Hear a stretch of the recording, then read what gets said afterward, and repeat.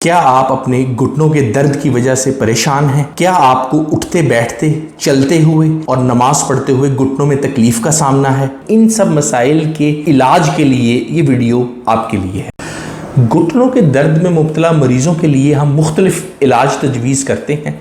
जैसा कि आप पिछली वीडियो में देख चुके हैं कि पहले हमने मरीज़ के एक्सरे करवाए। एक्सरे से हमें मरीज़ की बीमारी की शिद्दत के बारे में पता लगता है और उस शिद्दत के मुताबिक फिर हम मरीज़ को इलाज तजवीज़ करते हैं। सबसे पहले जो मरीज़ शुरू में हमारे पास आते हैं, जिनको ये मसला शुरू होता है, उनमें हम शुरू में जो घुटने के जोड़ में सोजिश हुई होती है हड्डी के टकराने की वजह से, उसके लिए हम सोजिश कम करने वाली दवाइयाँ मरीज़ को तजवीज़ करते हैं। इसके अंदर सोजिश कम करने वाले इंजेक्शन भी हो सकते हैं, दवाइयाँ भी हो सकती हैं और बाज़ दफ़ा क्रीमें भी होती हैं जो कि घुटनों के जोड़ पर मालिश के लिए दी जाती हैं ताकि जो घुटने के जोड़ में सोजिश हो रही है वो कम हो। लेकिन अगर कई दफ़ा कुछ मरीजों को इन दवाइयों से फ़र्क ना पड़े, इसके अलावा भी और कई दवाइयाँ होती हैं जो कि जिन मरीजों में दर्द की शिद्दत बहुत ज़्यादा होती है उनमें फिर हम वो वाली दवाइयाँ तजवीज़ करते हैं। अगर ये सारी चीज़ें मरीज़ इन सारी चीज़ों पर अमल करता है और इसके साथ वो कुछ एहतियातें जो हम मरीज को बताते हैं उन पर भी अमल करें, उससे इसका घुटनों के जोड़ों का मसला काफी हद तक हम इसके ऊपर काबू पा सकते हैं। हम मरीज को घुटनों के जोड़ों की वर्जिशें भी तजवीज करते हैं। वर्जिशों का मकसद ये होता है कि घुटनों के जोड़ के गिर्द जो पट्टे होते हैं वो मजबूत हों।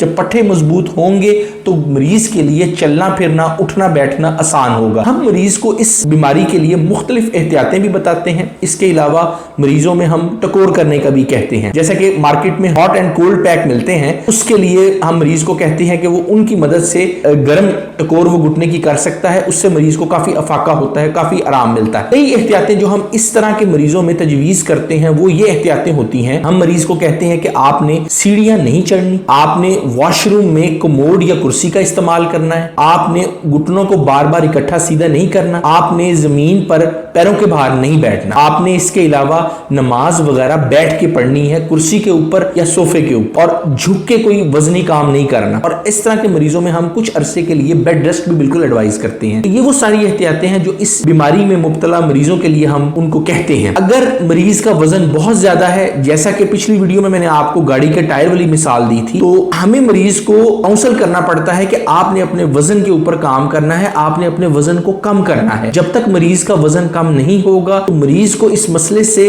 निजात के लिए फिर टाइम ज्यादा लगेगा, उसको मुश्किल ज्यादा होगी। इस मसले से निजात के लिए मरीज का वजन कम करना बहुत जरूरी है। इसके अलावा भी इससे मिसाल के तौर पर अगर मरीज के मसले की जो बीमारी की शिद्दत है वो दरमियानी दर्जे की है या बहुत ज्यादा शदीद है तो उसके लिए इलाज मुख्तलिफ होता है। बाज दफा दरमियाने दर्जे के जो मरीज होते हैं जो जिनमें बीमारी की शिद्दत दरमियाने दर्जे की होती है, उसके लिए हम कुछ मरीजों में टीके तजवीज करते हैं जो कि मरीज के घुटनों के जोड़ में लगाए जाते हैं। घुटने के जोड़ में लगाए जाने वाले जो टीके होते हैं उससे मुतालिक वीडियो देखने के लिए आप लेफ्ट साइड पर जो वीडियो का लिंक आ रहा है उस पर क्लिक करें। मेरी वीडियोस के मुतालिक आप अपनी कीमती आरा से हमें कमेंट सेक्शन में आगाह कर सकते हैं और अगर आपका किसी भी किस्म का कोई सवाल है तो वो आप पूछ सकते हैं। हम आपके सवालात पर जल्द अज जल्द एक वीडियो बनाकर उनके जवाब देने की कोशिश करें।